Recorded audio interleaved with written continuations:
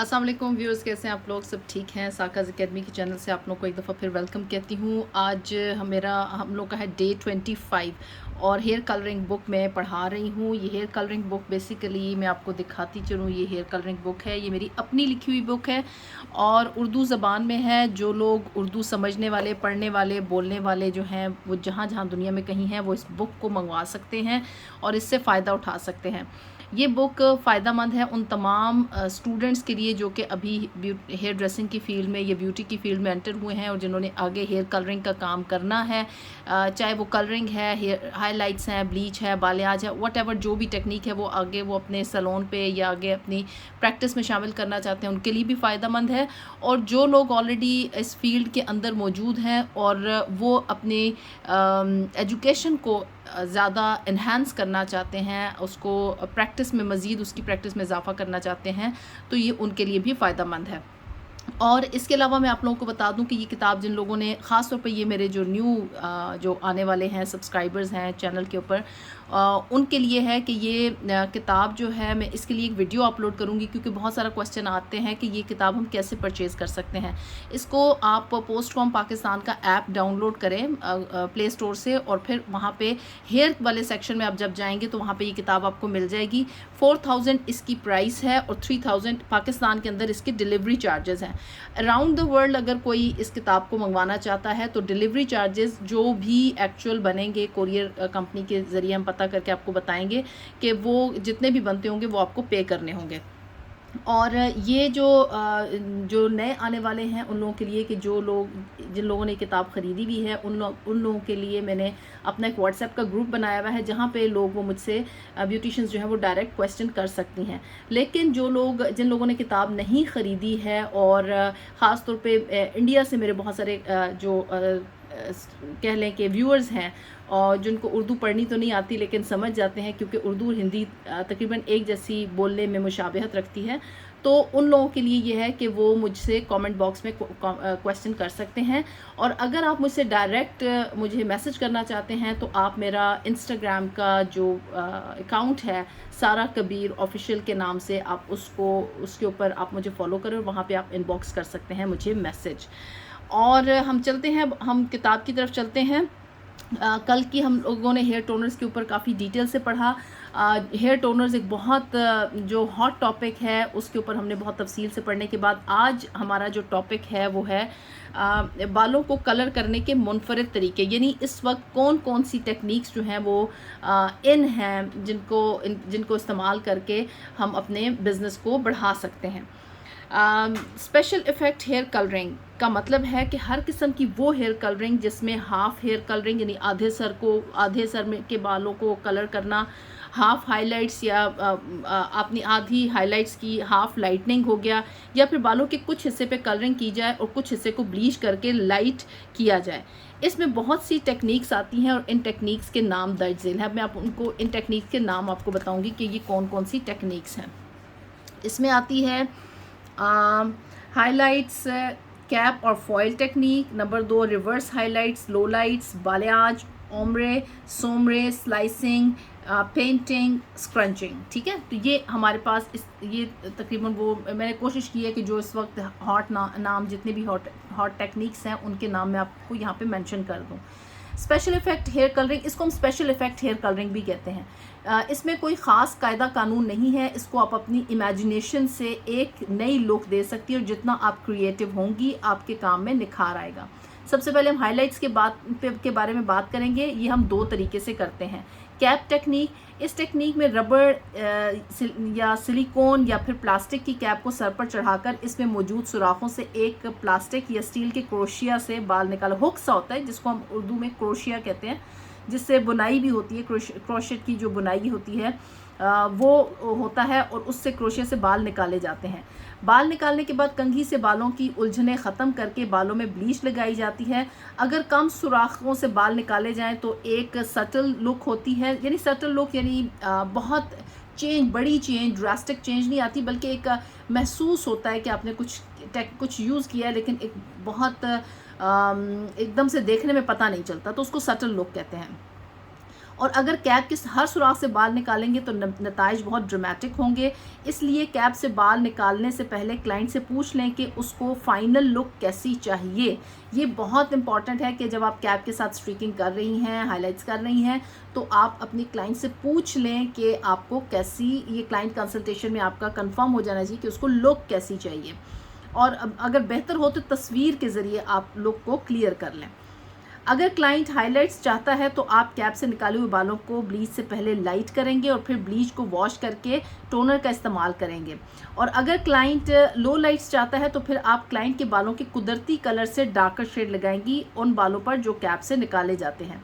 यहाँ एक बात की वजाहत बहुत ज़रूरी है। मेरे पाकिस्तान जो तदरीस के दौरान जब मैं वहाँ पे टीचिंग में करती रही हूँ, ट्रेनिंग्स के लिए जाती रही हूँ, तो वहाँ के एक तवील अरसे के दौरान मैंने हाइलाइट्स और लो लाइट्स में सही फ़र्क को बहुत कम ब्यूटिशियंस को बयान करते सुना है। ज़्यादातर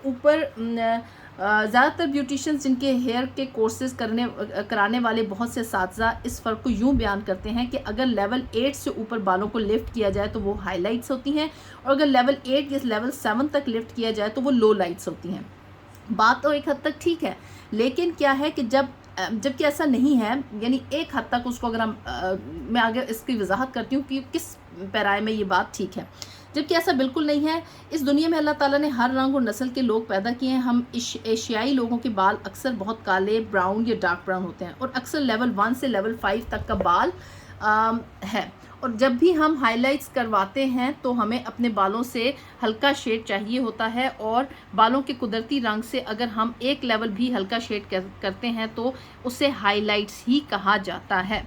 जबकि वेस्ट में लोगों के बाल लेवल 6 से शुरू होकर लेवल 10 तक के होते हैं, यानी लेवल 10 तक का भी कुदरती बाल होता है, बहुत लाइट ब्लॉन्ड बाल कुदरती तौर पे होता है। अगर लेवल 10 के बालों की खातून अपने बालों को कुछ स्ट्रैंड्स या ज़्यादा स्ट्रैंड्स को अपने नेचुरल हेयर कलर लेवल से डार्क शेड करवाना चाहती है तो उसको लो लाइट्स कहेंगे। यानी उसके बालों के अंदर ऑलरेडी लेवल 10 का बाल है और वो लेवल 7 या 8 का वो बीच में हाईलाइट्स करवाना चाहती है, तो वो फिर हम लो लाइट्स कहेंगे, हम उनको हाईलाइट्स नहीं बोलेंगे। यानी वो बाल स्ट्रैंड्स को कलर करवाना चाहती है, यानी अपने बालों के कलर से डार्क शेड करवाना। इसको रिवर्स हाइलाइट्स या लो लाइट्स भी कहते हैं। रिवर्स हाइलाइट्स कहा जाता है या लो लाइट्स कहा जाता है। इसलिए जब भी बालों के बेस कलर से डार्क शेड में स्ट्रीक्स करें तो वो लो लाइट्स ही कहलाती हैं। ठीक है, आई थिंक सो कि ये बात आपको क्लियर हो गई होगी। अब फॉयल टेक्निक पे आते हैं। इस टेक्निक में बालों के सेक्शन बनाकर टेल कॉम से बालों को वीव करते हैं, यानी बुना जाता है, जैसे बुनाई होती है।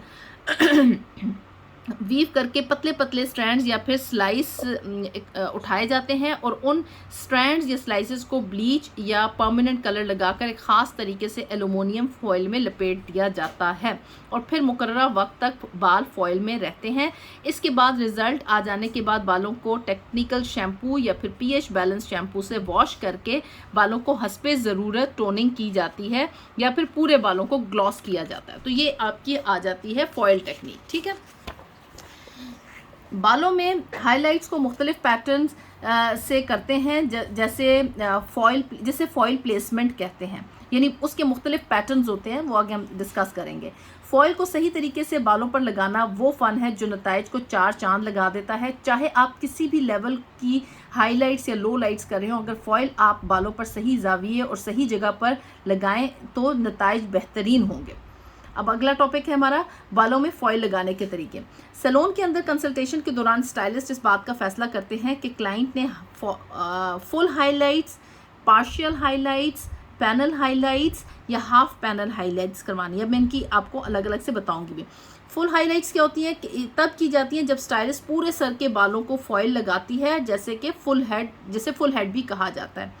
पार्शियल हाइलाइट्स ऐसी होती है कि सर के आधे बालों में की जाती है, यानी आप पूरे सर पे नहीं करते, हाफ पार्टिंग करते हैं ईयर टू ईयर, तो आप फ्रंट के बालों पे खाली हाइलाइट्स कर देते हैं या बैक के बालों पे आप खाली हाइलाइट्स कर देते हैं। पैनल हाइलाइट्स क्या होती हैं? ये होती हैं सर के किसी एक हिस्से में की जाती हैं, जैसे कि क्राउन एरिया या टॉप एरिया, किसी भी हॉर्स शू एरिया, यानी आप ख़ास एरिया पे आप जब हाइलाइट्स करते हैं तो उसको हम पैनल हाइलाइट्स कहते हैं। हाफ पैनल हाइलाइट्स क्या होती हैं कि बालों के थोड़े हिस्से पर की जाती है, जिससे जैसे बैंग्स, ये फ्रंट के जैसे बैंग्स होते हैं, आपने कटिंग कराई कर्टन बैंग्स की और उनके ऊपर खाली आपने करना है, तो वो उसको हम अमूमन 8 से 4 फॉइल्स लगती हैं या 2 फॉइल्स भी लग सकती हैं, डिपेंड करता है कि आपने किस तरीके से कितने हिस्से पे आपने की है। ये हाफ पैनल हाइलाइट्स होती हैं। फॉइल प्लेसमेंट की टेक्निक को समझने से पहले सर की एनाटॉमी जानना ज़रूरी है। चाहे आप कलरिंग कर रहे हैं या हेयर कटिंग, हेड एनाटॉमी को समझना बहुत ज़रूरी है। दर्जन अल्फाज सर के बुनियादी हिस्सों को बयान करने के लिए इस्तेमाल किए जाते हैं। अब मैं आपको बताती हूँ कि ये जो कुछ अल्फाज ऐसे हैं कि जिनको आपको बीइंग ए हेयर ड्रेसर आपको पता होना चाहिए कि ये लफ्ज़ किस पर्पज़ के लिए इस्तेमाल होता है और सर के इस हिस्से को हम किस तरह डिवाइड करते हैं। सबसे पहला हमारे पास आता है टॉप। ये मैं आपको पिक्चर दिखाती हूँ, पिक्चर आपकी बुक पे होगी। ये टॉप का हिस्सा है। ये इतना हिस्सा होता है जो कि आपकी जो माथे की बिल्कुल ऊपर का हिस्सा जो होता है वो ये आपका टॉप का हिस्सा कहलाता है। फिर उसके बाद आता है पेरिटियल रिज। जो ये पेरिटियल रिज जो होता है ये वाला, ये यहाँ से बिल्कुल कनपट्टी से थोड़ा ऊपर और यहाँ पे जो टॉप से थोड़ा सा नीचे, ये इतना सा हिस्सा जो होता है ना, ये पेरिटल रिज कहलाता है।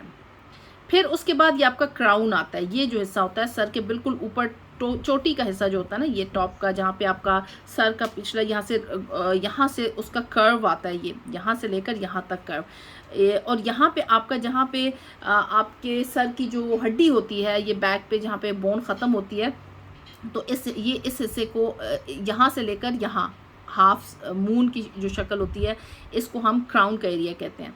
फिर ये जो होता है ये हमारे पास आता है टेम्पल, जिसे कनपट्टी जिसे कहते हैं, ये कनपट्टी का हिस्सा होता है। और फिर उसके बाद ये है नेप का एरिया। जैसे ही जहाँ पे आपका क्राउन ख़त्म होता है और बिल्कुल सर की हड्डी, आप अपने सर के पिछले हिस्से पे हाथ लगाएंगे तो ये बड़ा सॉफ्ट सा एरिया आपको नज़र आएगा, वो एरिया आपका नेप का एरिया कहलाता है। ठीक है। फिर उसके बाद आपका ये जहाँ पे ये जोड़ आता है, ये यानी जहाँ पे ये हड्डी आपके क्राउन और आपका जो नेप का एरिया जहाँ पे आके मीट करता है, उसे हम ऑक्सीपिटल बोन कहते हैं। यहाँ पे ये ऑक्सीपिटल बोन होती है। ठीक है। फिर उसके बाद ये एरिया जो होता है ये साइड का एरिया कहलाता है। ये कान से ऊपर ये हिस्सा जो है ये कान के साथ यूं करके इतना सा और कनपट्टी के साथ ये एरिया आपका साइड कहलाता है। ठीक है। तो ये हो गया आपका जो हेड एनाटॉमी आपकी होगी। अच्छा, मैं इसको पढ़ भी देती हूँ। टेम्पल, उर्दू में इस हिस्से को कनपट्टी भी कहा जाता है। ये बहुत छोटा सा हिस्सा होता है और ये कान के बिल्कुल ऊपर और सामने का हिस्सा होता है। अगर हम दांत ज़ोर से भींचे तो हमें अपनी कनपट्टी के मसल्स बाकायदा खिंचे हुए महसूस होंगे। ठीक है। जैसे दांत भींचे तो आप देखें, आपको महसूस होगा कि आपकी कनपट्टी के मसल्स खिंचे हैं। क्राउन, ये खोपड़ी के पीछे के हिस्से का सबसे ऊपर वाला पार्ट होता है, जहाँ टॉप ख़त्म होकर पिछली जानिब को नीचे की तरफ मुड़ता है, वहीं से क्राउन हिस्सा शुरू हो जाता है। ये सर का सेमी सर्कुलर यानी नीम दायरे की शक्ल का हिस्सा होता है, ये वाला जो मैं आपको बता रही थी। ठीक। ऑक्सीपिटल बोन, ये एक छोटा सा हिस्सा होता है जहाँ खोपड़ी यानी स्कल गर्दन से जुड़ती है। इस हिस्से को बाकायदा हाथ लगाकर महसूस किया जा सकता है। नेप, ये वो हिस्सा होता है जो कि ऑक्सीपिटल बोन के बिल्कुल नीचे गर्दन से मुल्हिक होता है, जहाँ हेयर लाइन गर्दन पर बनती है और कानों के पीछे तक का ये हिस्सा फैला हुआ होता है। ठीक है। ये आपका हो गया पेज 97।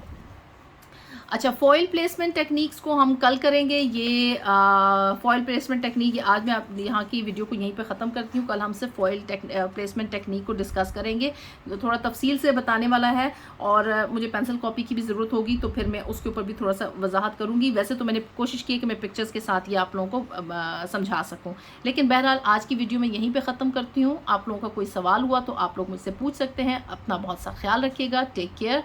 अल्लाह हाफिज़।